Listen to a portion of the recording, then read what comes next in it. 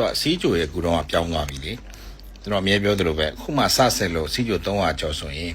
ရင်တော့ကျွန်တော်က metformin စဆင်စားတယ်ပေါ့နော်ဒါပေမဲ့တခြားဟိုပေါ့ glycoside တို့ sitagliptin တို့အရင်မပေးဘူး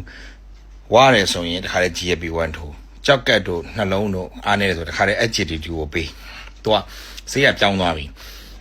ဟိုမြန်မာပြည်မှာဆိုရင်တော့သွေးတိုးကောစီးကြိုကောအဝလွန်တာကောအသေးစီပုံနဲ့ဆိုရင်တော့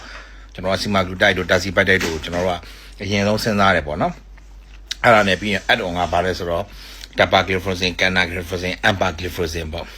အဲ့နှမျိုးနဲ့တွဲလိုက်တာပေါ့နော်ဒါပေမဲ့စီးကြိုလို့ပြန်ကျွန်တော်အများနဲ့ပြောရင်3ချက်ပါနော် HbA1c ရင်စစ်ရတယ် HbA1c က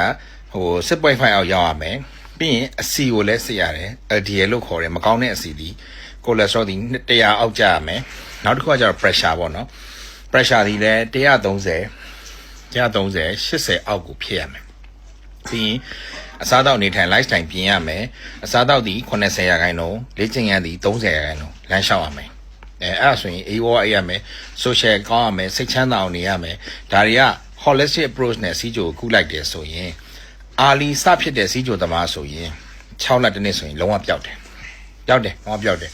နေ့နည်းနည်းကြာနေတော့ထိန်းလို့ရတယ်ကွာဟို lifestyle ပြင်ပလိုက်ကာမွဲတွေကို short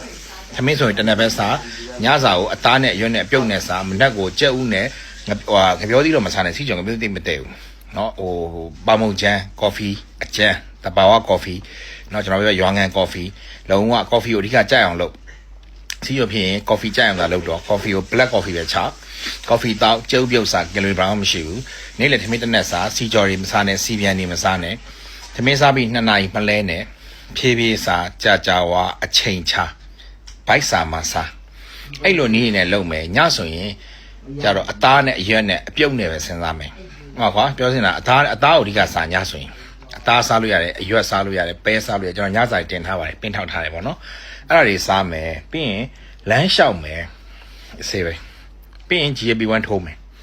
ကျွန်တော်ဒါစီးကြိုစဖြစ်တယ်ဆိုရင်ကျွန်တော်ထိုးမှာ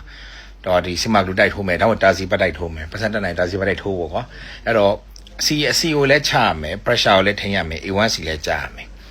ဒါလေးနားလေးပေါ့နော်တကယ်လို့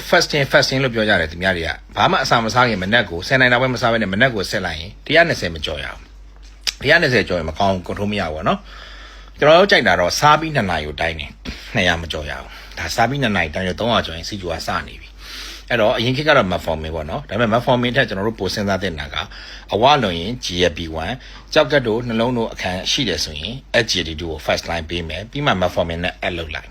okay very good ပြီးရင် lifestyle နဲ့